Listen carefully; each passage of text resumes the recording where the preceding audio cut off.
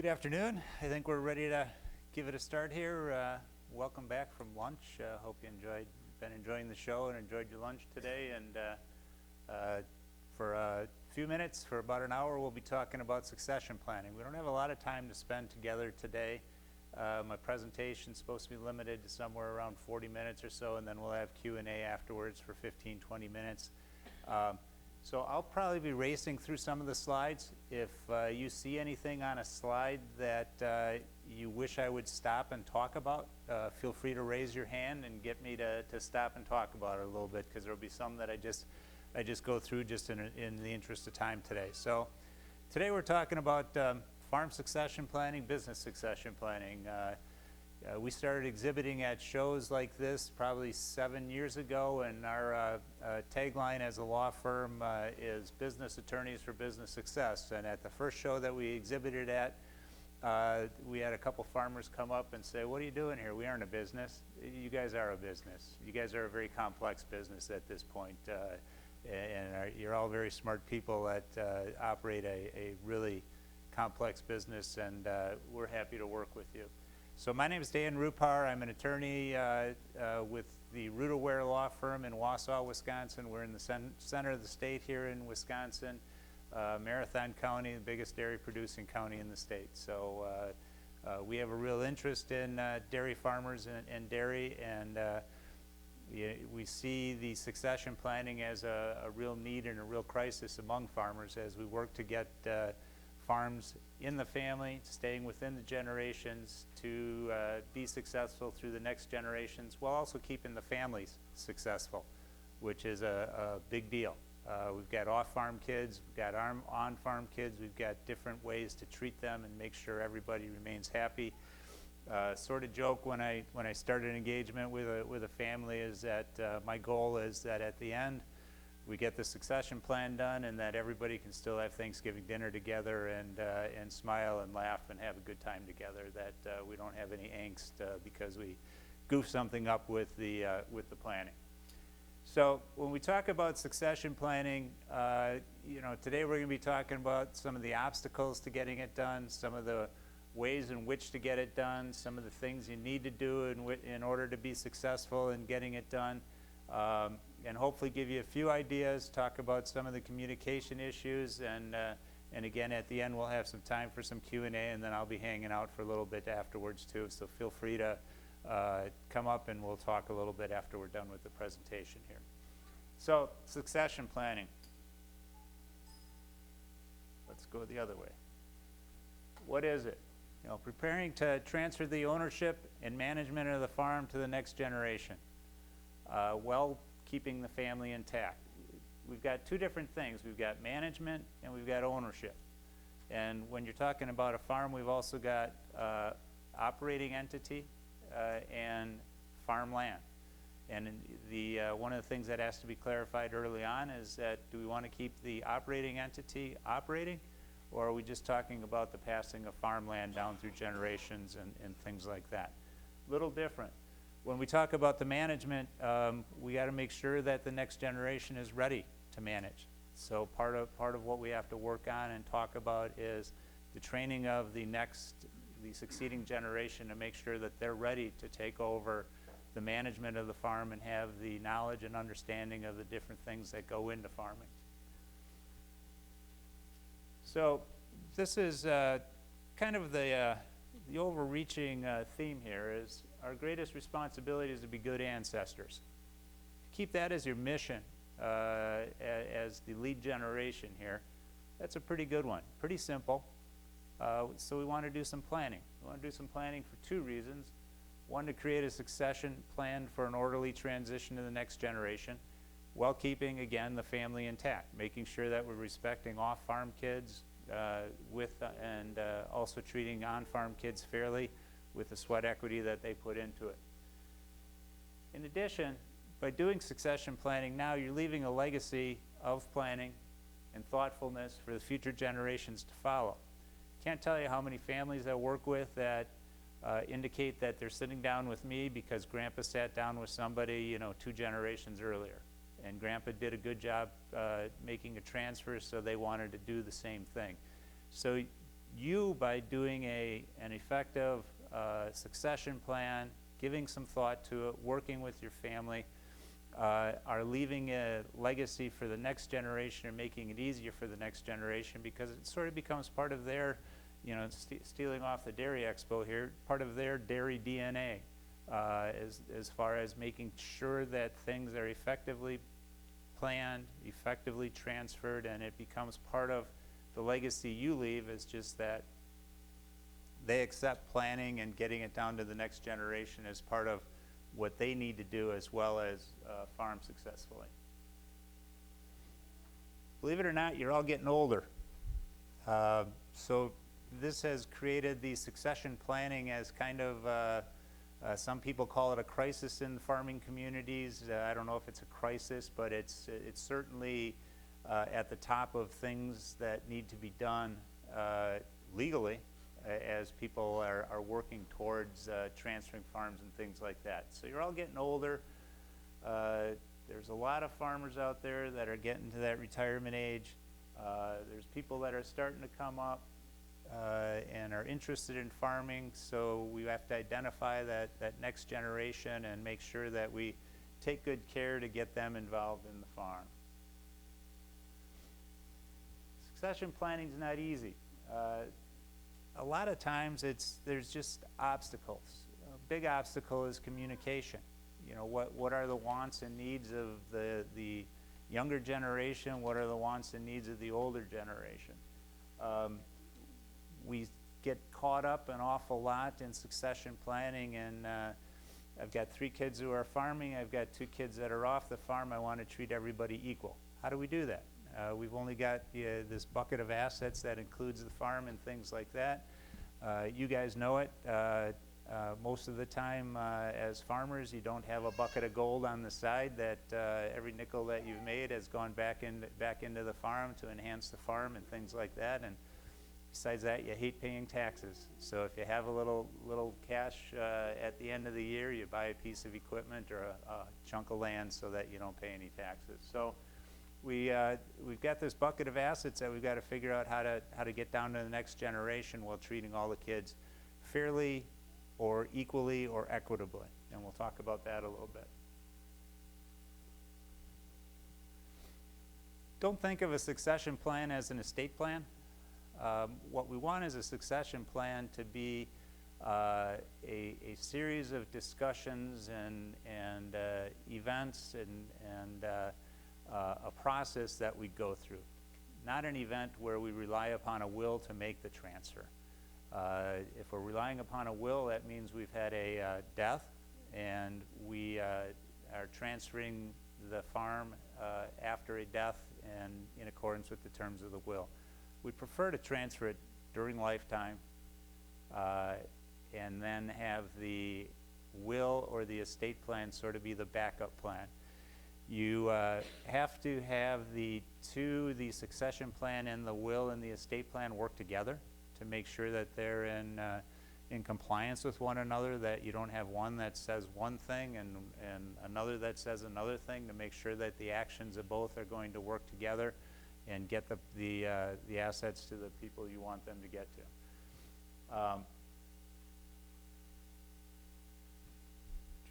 Whoops. Sorry about that. So what's at stake? The farm and the family.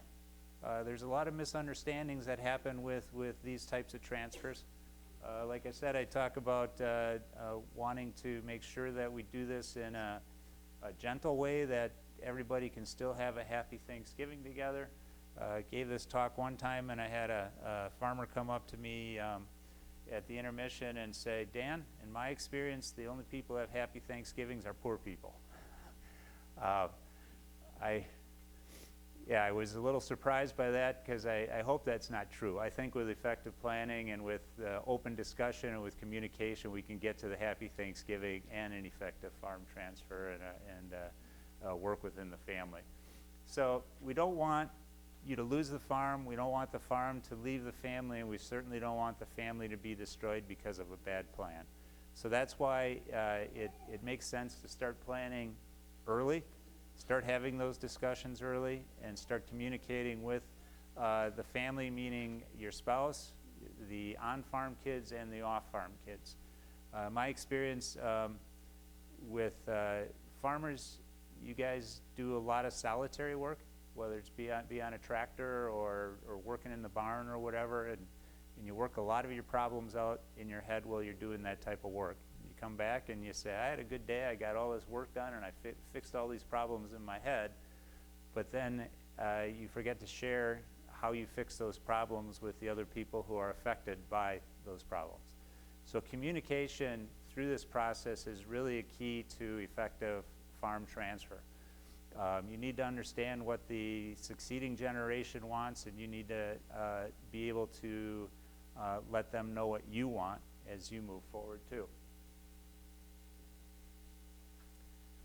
So in getting started on any type of farm succession planning, you have to ask yourself some questions. You know, you get into what's the mission? What's the family mission? What's the farm mission? What's the mission of this planning? What are the values of the family as far as keeping the farm in the family or selling the farm, or what are things like that? What are your goals, long-term, short-term? And so you need to identify those things. You have to identify whether the farm is actually viable in the long term. Is it cash flow positive, and how many families will it support? You know, back in 2008 when the economy went bad, we all of a sudden had a lot of people kids who wanted to come back to the farm. You know, it was not so attractive before, but milk prices got fairly high, and getting a job off the farm wasn't so easy anymore, and things like that. We had people wanting to come back to the farm, and the reality was, excuse me, we had to look at things with their accountants and financial advisors and really try to figure out how many families can this farm support. And sometimes it was, I'm sorry, there's not any room for you right now.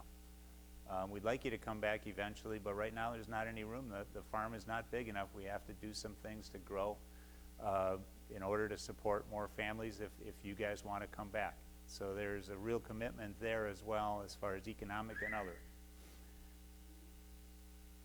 And then you have to decide what is the timetable. How quickly do I want to get this done?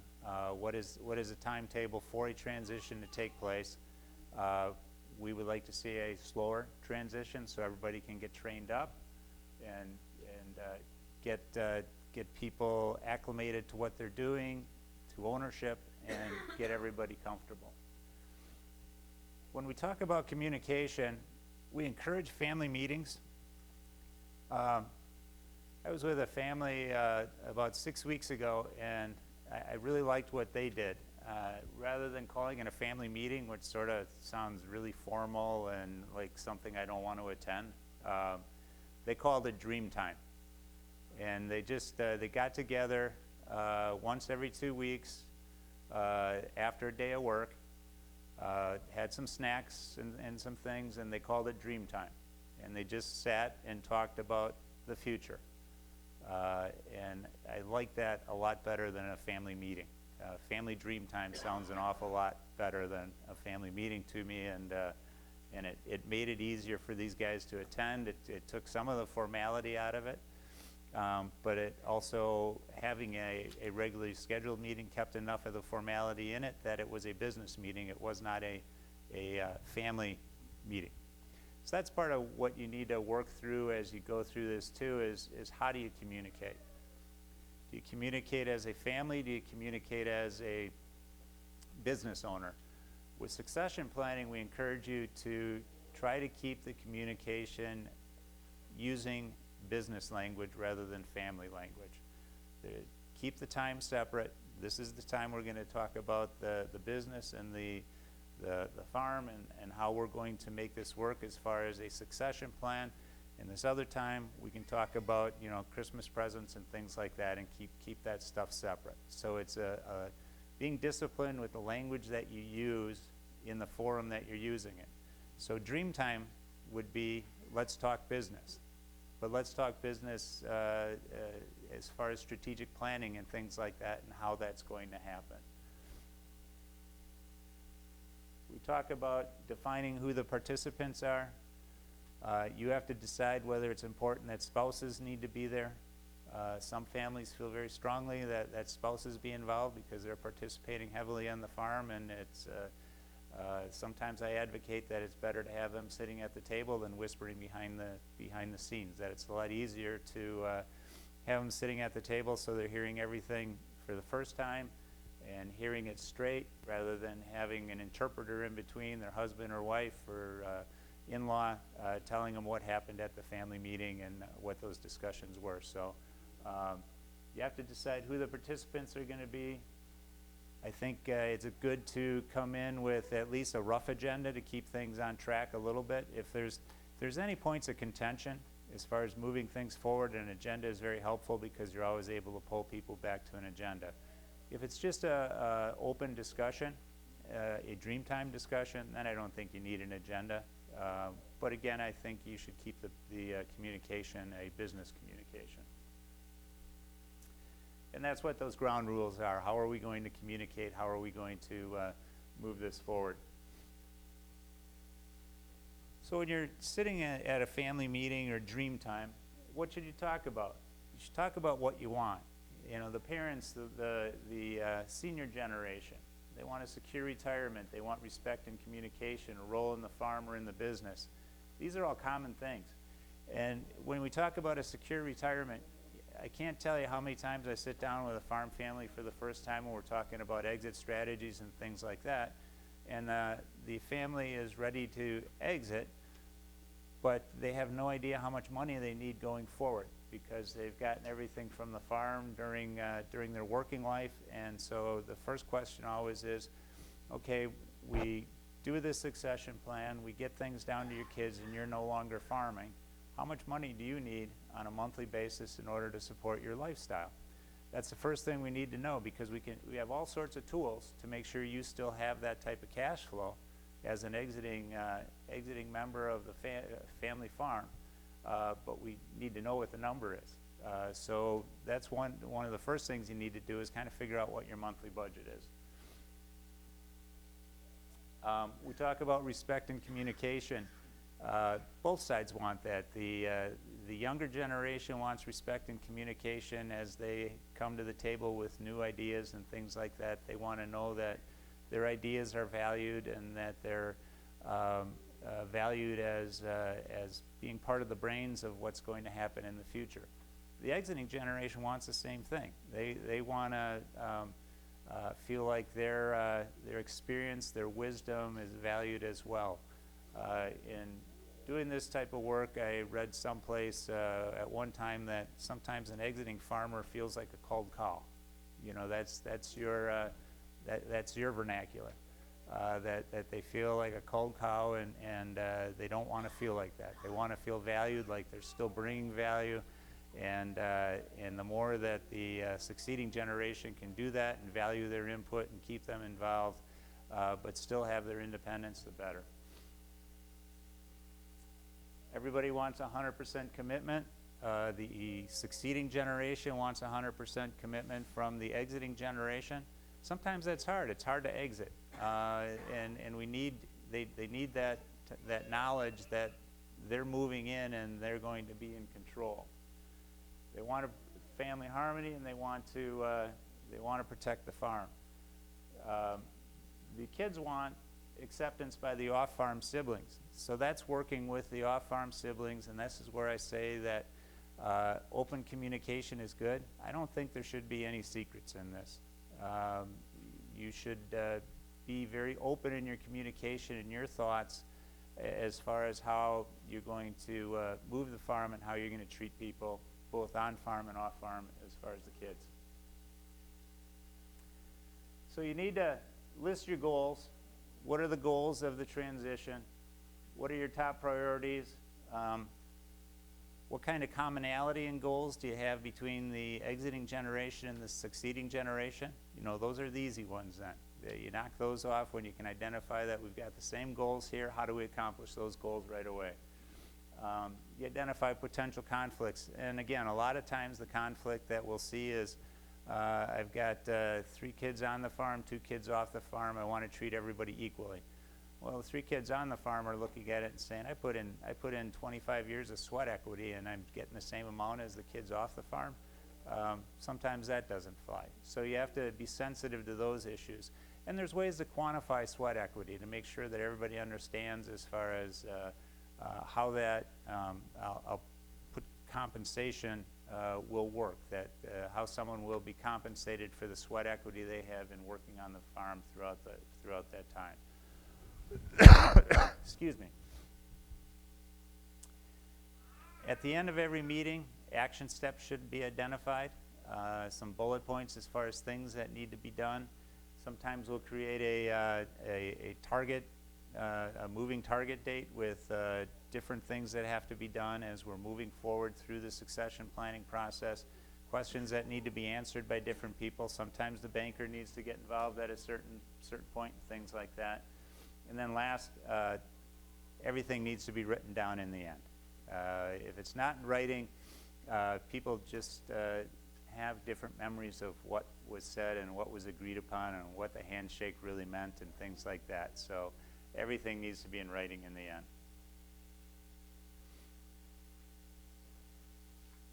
So you need to create your plan. We often look at this as a pretty long process. So for the first 10 years, you go through a testing process. Is this really what they want to do as a succeeding generation? Are they capable of doing it? Is their spouse on board with doing it and things like that? So we look at a 10-year initial process or so as we start getting people involved. During that 10-year process, they may be getting equity in the farm. There may be some earned equity as they're working in the farm. There may be some transfers that are made. There may be some gifting that's made.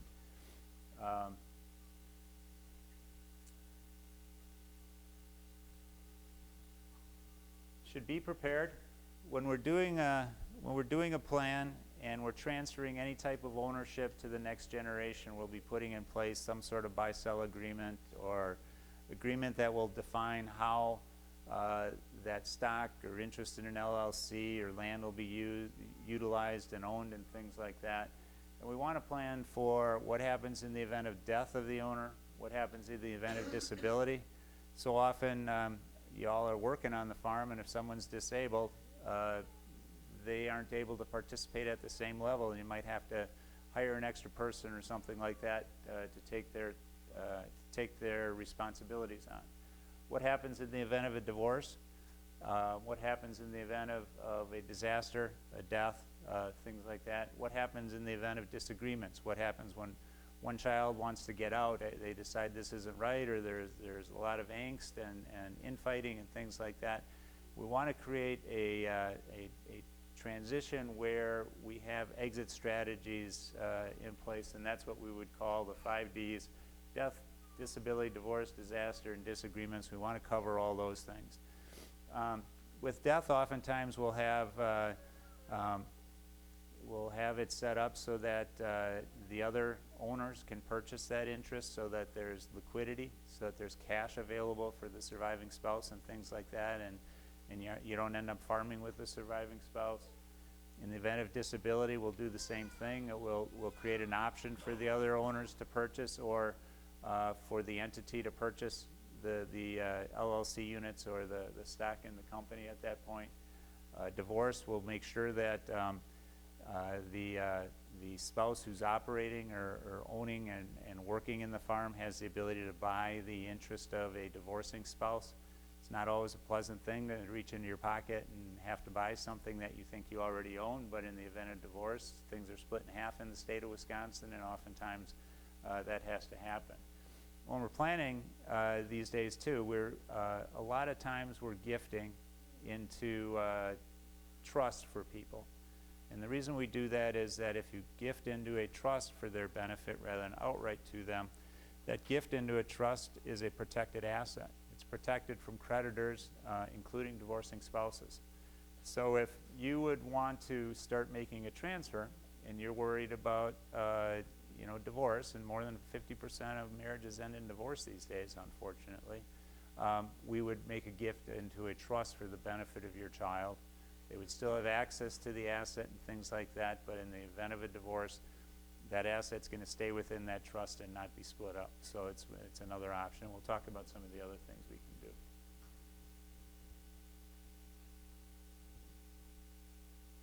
So a few of the tools. What kind of entity are you going to have? You know, we'll have different entities.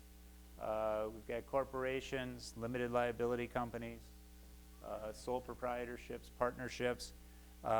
In our practice, we use a lot of LLCs and some S-corps. In central Wisconsin, we see a lot of old C corporation farms. And that was done a long time ago for benefit purposes, that you're able to get more benefits out of C corporations. It's not a great way to transfer, to hold assets, or to maximize wealth in the end. Because if you sell things, there's a double taxation. There's a taxation at the corporate level when you sell things, and then if you distribute that out to the owners, there's a dividend. There's a tax on the dividend that comes out as well. So if we're using a corporation, if we have the flexibility, we'll be using an S corporation. So is there any way to change that if it's already a C corp? Yes, you can change from a C corp to an S corp, but you have a 10-year waiting period then if you sold, in order to not have that 2 level of tax. So you need to plan well in advance, but you can change from a C corp to an S corp, yes. And we like. No tax involved then when you change the 10-year period? Pardon me? There's no tax if you change in the 10-year period? If you convert from a C corp to an S corp, 10 years passes and then you sell, you only have 1 level of tax instead of two levels of tax. Okay? But there's no tax involved as far as the conversion. So you can do that. It's a simple filing with the IRS, changing from a C to an S, and then you're filing. 10 years to do it. It takes 10 years in order to have that, where you go from the 2 levels of tax to the 1 level of tax, correct? The nice thing about LLCs and corporations too is that ownership is represented by units in an LLC or shares of stock in a corporation. So it's easier to pass those rather than transfer out a 40 to one son and a 40 to another son and end up with fractured ownership of land. These are just pieces of paper that represent ownership in an LLC that owns the land. So, you know, your son doesn't actually physically own 20 acres. He owns some portion of the LLC. So it's a real nice, easy transfer. Nothing needs to be filed with the register of deeds or anything like that, but it's an easy transfer. The other thing is that if we're doing transfers and we're worried about estate taxes, we're able to use some discounting then with LLCs and corporations. There's a what's called a lack of minority, or minority discount, or a lack of marketability discount, usually totaling around 35%. So if you were to give away $100,000 worth of assets, we can reduce that by 35%. So for gift tax purposes, it would be $65,000, which is a good thing. It's completely antithetical in that you work your whole life to build up your net worth, and then you go see a lawyer and they start talking about discounting and trying to figure out how to make everything worth less than it really is, and that's where you get into some discount planning. So part of the reason we would select an entity, a limited liability company or corporation, is to protect you from liability. As long as we have the farm set up as a limited liability company or as a corporation, your personal assets are protected. So a lot of times we'll set up several entities where we'll have the equipment in one entity, trucking obviously in another entity where we have trucks on the road, the dairy operation in an entity, own the equipment in an entity and lease it back, things like that. Those are effective both for transfer purposes, because we can start moving each of those entities to different kids. We can move an equipment entity and have leases back that allow for equipment to be traded in, and slowly ownership changes over. We can have the herd owned by another entity, and as cows are culled and new cows come in, the new cows end up with a new entity, so we're able to transfer ownership of a herd over a period of years just with the natural progression of the herd.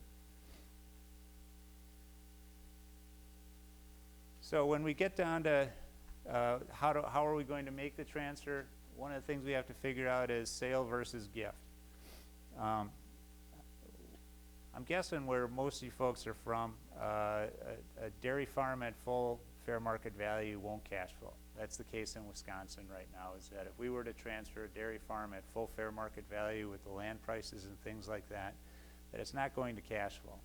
So gifting is typically part of the transfer process. So we have to figure out how much is going to be gifted, and then again, how are we going to make that gift? Are we going to give it in trust? Are we going to give it outright? And then that's where the off-farm kids come in very much, as far as treating them fairly and equally as well. Talked a little bit about leasing. We need to work on the transfer of management. Who's going to be in control?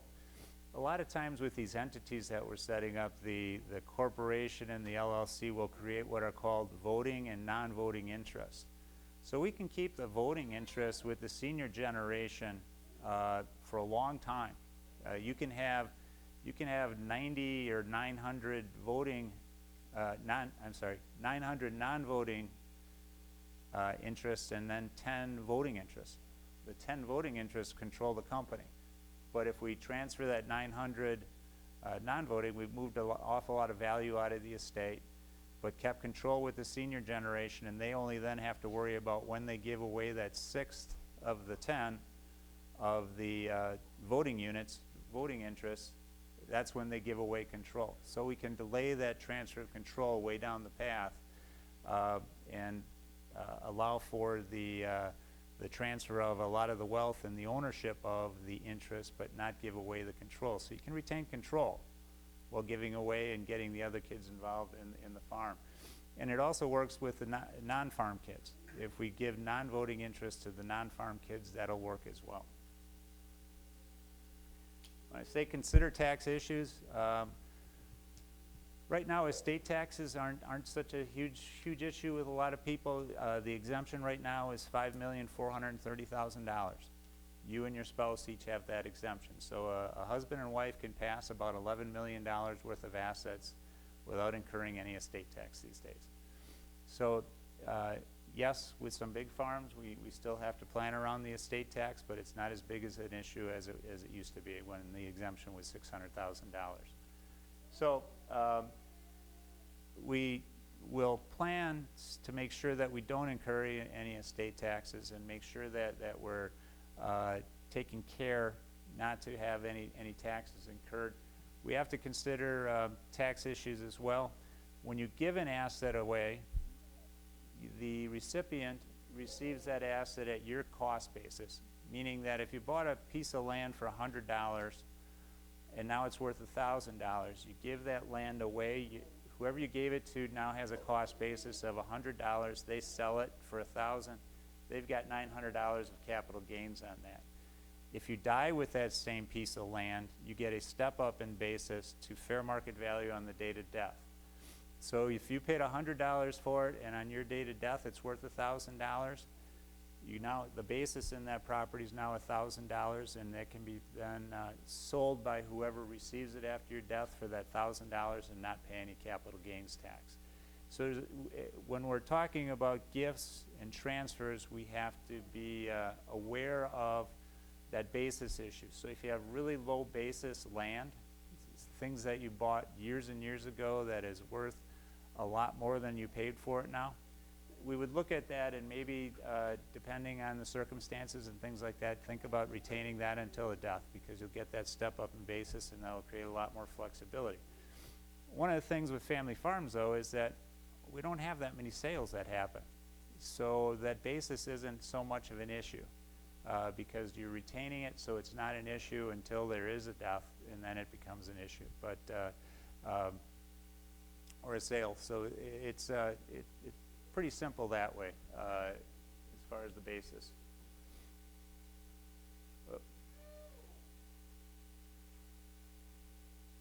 Again, put it in writing. Anytime you can get a Snoopy cartoon into a presentation, it's a good day. So we've got a Snoopy cartoon there. But in the end, after all these discussions and work that goes into it, and unfortunately it's going to take multiple meetings, we have to get things down in writing. We have to get these agreements in place. Everybody needs to understand what it is. And again, handshakes work sometimes, but sometimes the person on this side of the handshake understands one thing, and the person on this side of the handshake understands something else.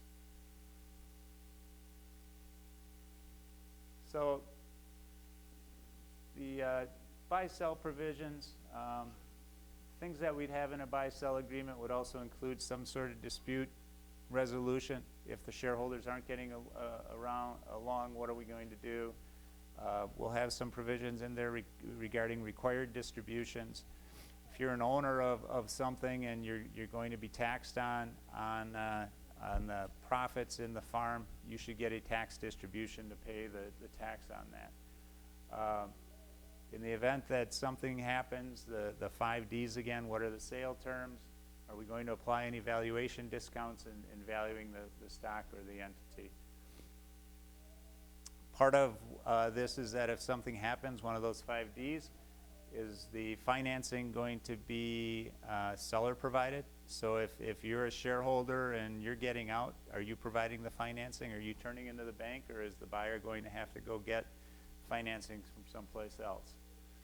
We talked about discounts a little bit.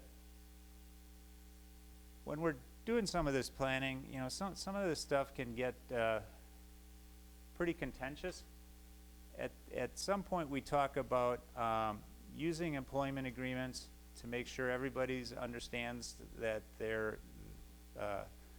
that they have a job, that they can't just be arbitrarily fired, that we put in some provisions for firing for cause, what type of benefits are going to be provided, and then create some job descriptions.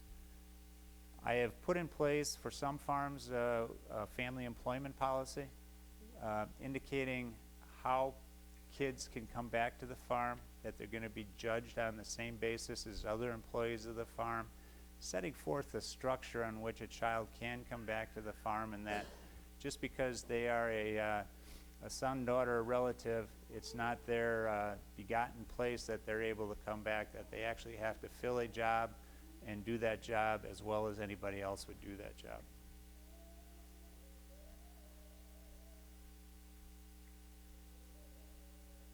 Life insurance may or may not play a part in a succession plan. Where we see a lot of value in life insurance, 2 things. One is where we have off-farm children, it creates liquidity to get money to the off-farm children.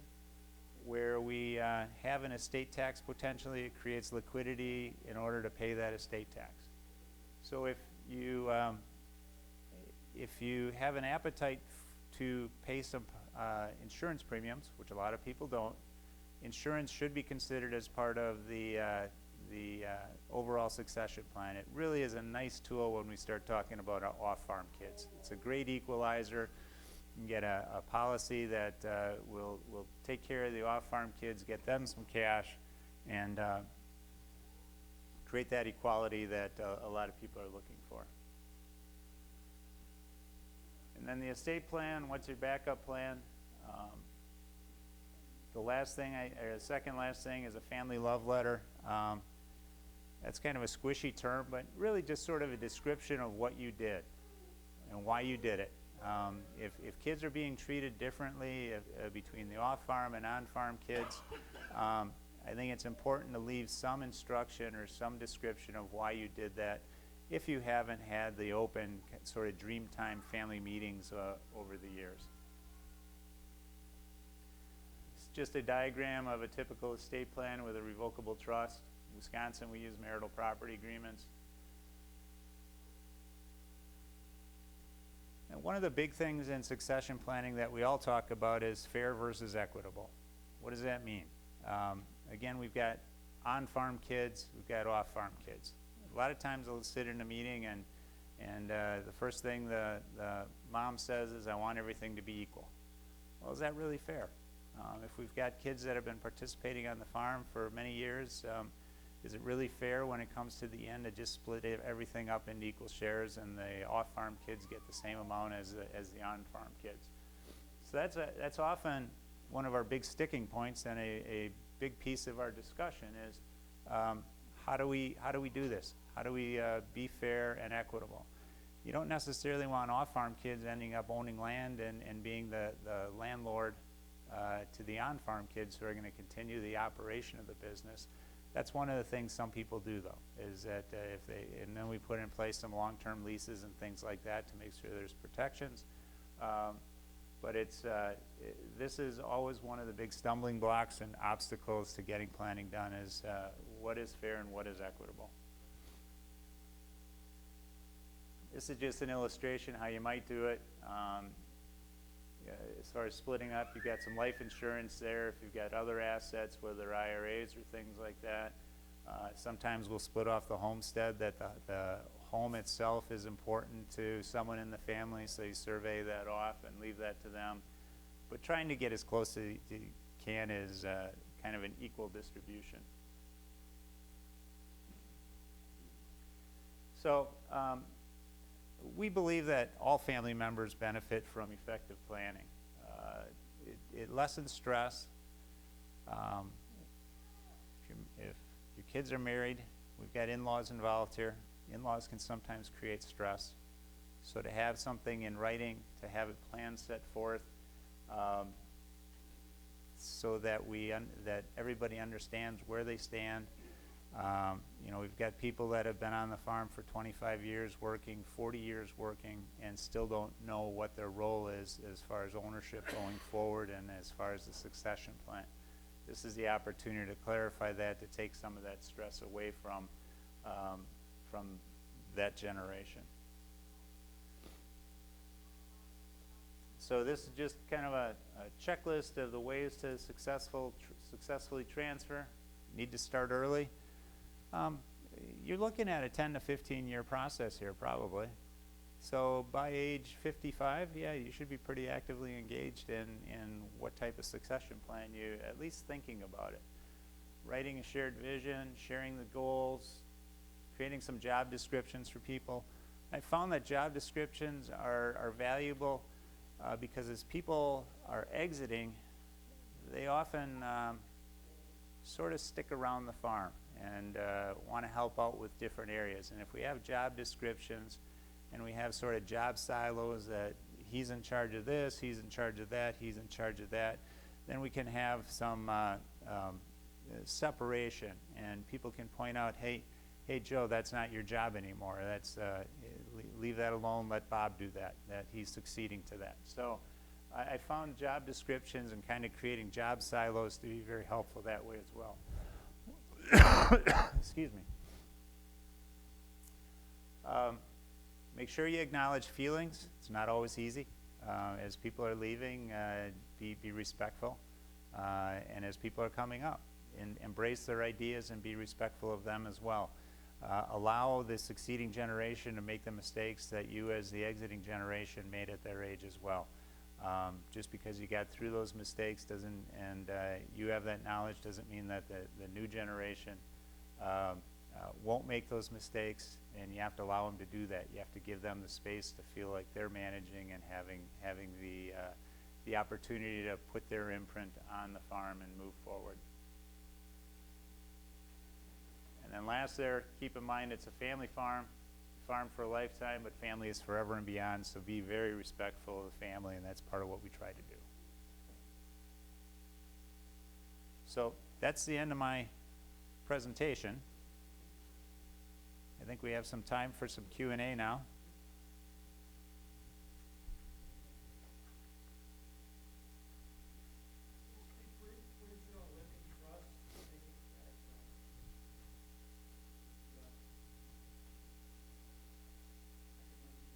Sure.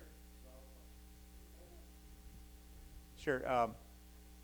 A living trust really takes the place of a will. So you'd put your assets into a trust, and the primary reason you use a living trust is to avoid probate. It does not do anything for asset protection. It doesn't do anything for Medicaid planning. But what it does is it avoids probate, which protects your privacy. Part of what happens in a probate is that an inventory is created of your assets. that says I own 240 acres of land at $10,000 an acre, and all that type of stuff, and all that is a public record. So your neighbor could walk down to the probate registrar, knock on the door, and say, I'd like to see Bob's probate file, and that inventory is a public record. So we'll use revocable trusts or living trusts for that reason, to avoid probate, to protect people's privacy, so that all of their assets aren't made a public record in the probate file. We just find that's important, and also the probate, the administration of a revocable trust will go much easier than a probate. So again, it doesn't protect anything for Medicaid purposes or for asset protection purposes, but it takes the place of a will and avoids probate. If you just have a will, you will go through probate. Does that answer your question? Okay. Yes?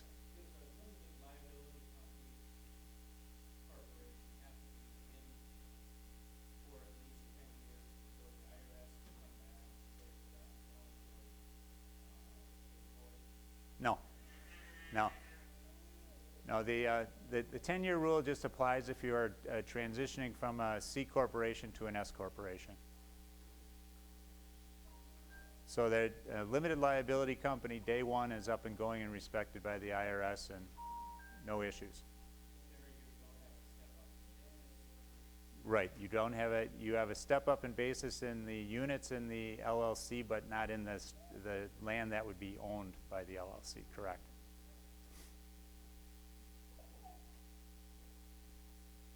Anything else? Can you sell an LLC? Yes. Yeah, you could sell the LLC, and then you'd have that step up. Correct. If it came from the death part of it. Correct. Absolutely.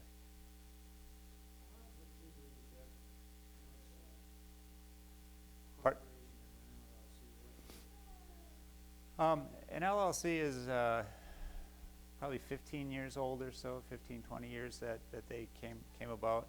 And there's a lot less formality with an LLC as far as having to keep corporate records and stuff like that. You don't have to have an annual meeting with an LLC where you're still supposed to with a corporation and things like that. So there's just a lot less formality. An LLC is taxed as a partnership. So it's a different form of taxation. Everything flows through to the owners, both profits and losses. Same thing with an S corporation rather than a C corporation. Yep. As we've seen our farms get larger, have you gone through any transfers of the thousand cow dairies to the next generation? What are the complications and what do we need to be thinking of? Yes, I've been through a couple. It's just a matter of scale, and it's a lot more difficult with the tax planning and things like that, and that's where we end up splitting things into more entities, and it just is a difference in scale and complication because of the values and the tax planning and things like that. But it can be done, and it can be done efficiently and without taxes. Probably takes a little bit longer because you're looking at gifting over a period of time. Unfortunately, some of the tools that we'll use with other businesses don't apply very well to farms because we need regular cash flow to do some of the planning, and some of your cash flow as a farmer is a little bit more jagged up and down as the markets change and things like that. But there's lots of tools that can be used to successfully transfer a 1,000, 2,000, $20 or $30 million dairy. So does the 10-year window become 20 years or? No. So the window's the same, it's just more aggressive? Yeah, and it's just more aggressive, and there might be, the slide with the tools, we may pull out a few more of the tools just to diversify among the different tools that we're using as far as the risk, both audit risk, if there are aggressive gifting transfers going on, using a couple different tools there, and also making sure we're protecting things for the family as far as maybe using some trusts to be the recipient of some of the transfer and then the kid's the recipient of the transfer. So have you seen multiple recipients where the cropping enterprise is transferred to one family member, dairy is transferred to another, and custom harvesting, have you seen it where it's been divvied out? Yes. Yeah, and not always successfully. Okay. Yeah, very honestly, not always successfully. You need a unique family to get that accomplished. Either there are clean divisions and they understand that, or they all agree to continue to operate together, and you create those agreements so that they're going to operate together. When you create those entities like that, one of the bad things that I've seen happen is that all of a sudden you create competition among the families as far as being successful. That rather than working together for the success of the bigger entity, the cropping guy wants the cropping to be successful, but the dairy guy doesn't necessarily want the cropping guy to be successful because they're brothers, and they have that brotherly competition and love, you know. So do you transfer the enterprise in its entirety, or do you give a majority to one and somebody else has a minority interest in it, so everybody's involved in everybody else's success? Or we have a good crop year but not a good dairy year, I can still come through it, or what's the... That's part of the process you go through, is figuring that out. What's going to work best for the family and what's going to work best tax-wise and income-wise, because we want to make sure everybody's going to have sufficient income out of this thing too. So that's part of the kind of discussion and thought process that has to go into this, and that's part of what I call the gentleness of doing this. You know, you can't just jump in there like a ram and say this is what your plan is. Everybody's plan is going to be different because everybody's family is different, everybody's operation is different. But that is one of the ways you do it, is you can split things up. If everybody's ready to go their own way, you can split things up. You can split the farm up into 2 operating entities basically, or a couple operating entities. You can split up the different functions into operating entities and transfer those and put people in charge. So you've got different tools there, yeah. Anything else?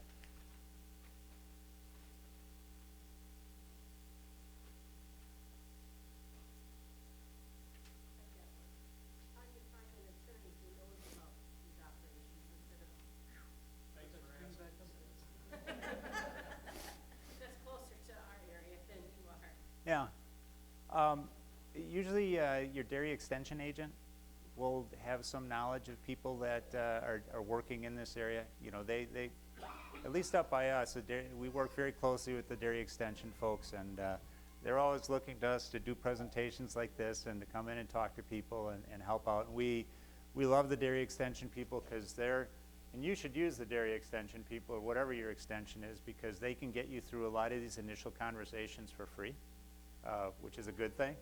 You know, they can get you moving down the path with those discussions before you come in to see a professional. But a lot of times the dairy extension people will have some referrals for you. As well as, you know, most areas will have an ag accountant in the area that's pretty well known. Those guys usually have some contact too with an attorney or somebody that they're familiar with that does this type of work. Anything else?